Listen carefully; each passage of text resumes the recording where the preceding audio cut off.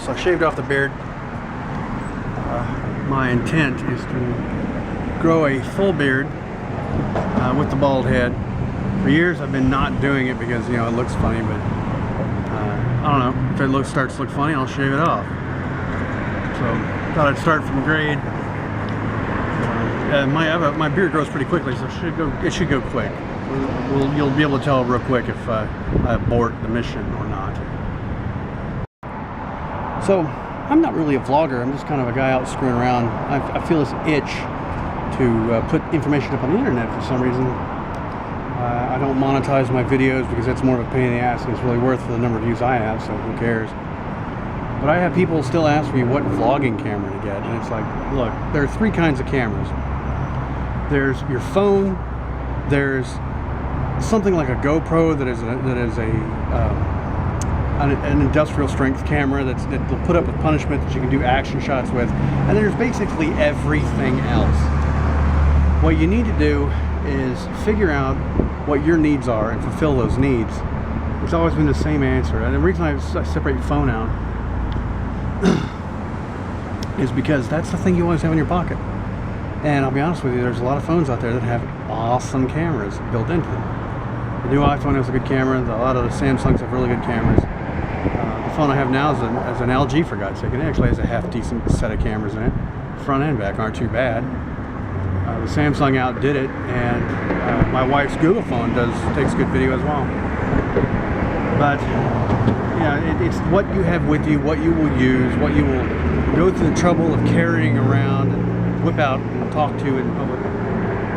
It just matters. That's all you really need. I use a GoPro a lot just because it's so damn convenient. The sound on the old ones is terrible, but the sounds on the new ones not too bad. 3 Plus is what I have.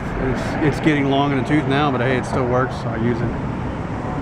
I just buy the $200 one right now. If I was buying a new camera for whatever reason, I'd buy that $200 little bitty GoPro if I needed a new camera, because I like something that's waterproof, and in that case it's really nice because the camera itself is waterproof. You don't have to put it in a case for it to be waterproof.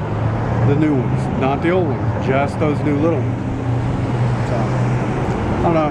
And people should not ask me. I'm not the person to ask. There are a lot better people to ask. The camera I'm using right now is an old Canon snapshot camera. I don't even know what resolution this thing's scanning in. It only does 24 frames a second because Canon didn't want to interfere with their own sales. So this camera has all kinds of limitations built into it that are basically obnoxious. None of the new cameras do that because the rest of the industry surpassed Canon, and Canon's like, oh well crap, we better not do that anymore because we'll get left behind. Well, they got left behind. Everybody uses those little Sony cameras now. One thing I don't like is the fact that a lot of the camera places, they put out a $600 camera and expect you to put it in harm's way. One of the GoPros was $600. $600 for a camera you're gonna throw stuff at and, you know, put a tie to a bicycle handlebar and go do a stunt with? I don't think so. But I mean, there was some talk a while ago about Apple buying GoPro. Now, let me tell you, that'll be the last time I ever look at GoPro, because I don't like Apple products because of the way they try to rat hole you into their little ecosystem, and they're overpriced. I mean, GoPros are a little overpriced, but you know, they've got a nice interface to them. Anyway, I think the ride's fixing to be here, so that's enough complaining about cameras. I mean, one feature that's going real big right now is 60 frames a second, which is nice, and it makes this crisp sort of video experience. But I've noticed they get dark real quick, and something happens when they're in a dark situation. They lose quality very quickly, and it has to do with how the math works. I mean, you know, every time you cut the amount of light in half, you have to multiply the amount of light going in the lens by 4 in order to get the same amount of light hitting the sensor in a digital camera. And it's mathematics. So the shorter the shutter stop, the less light that's let in the lens, the more light you need to go in the lens to get the same effect. So 60 frames a second is awesome. It has its place, but it's not, you know, the end all be all of video. And it does eat up more space, but I mean, honestly, computers have just going crazy with all kinds of free space everywhere, so who cares? And it takes them longer to render, but you know, computers have gotten faster the last couple of years. Actually, they've gotten static. They really haven't gotten that much faster over the last couple of years, but most of them are plenty fast enough.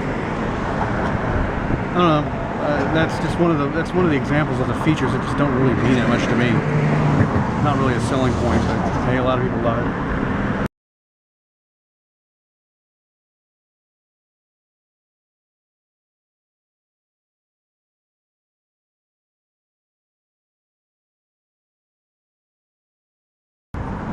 So I walked into work this morning. The bus stop is over there on the other side of the mall, and I get dressed in the morning, of course, like everybody does, and I walk out into the living room where I keep my bag, and I grab it and I walk. Ellie wasn't going to school today, so it's like it's Columbus Day or something. I don't know what. It's one of those goofball holidays that the schools get off. And so I get out in the world and I walk to work, and I walk to the bus stop and I get on the bus and sit down, and it's like this. It's wide open. Made it all the way to the bus stop. Unfortunately, I mean, the zippers go all the way to the bottom. The zippers go all the way to the bottom of this thing, so you know, the fact that I had this hooked probably helped. But I jogged across streets, I jogged, you know, I'm stumbling all over the place because I got terrible balance to begin with. And so it got jiggled and wiggled, and as far as I can tell, nothing fell out. So yeehaw! This is one more time that having a well-designed backpack helps. It's 511 brand. I think this backpack's lasted almost 2 years now. I've never had a backpack last that long before in my life. Usually the zippers or something goes bad.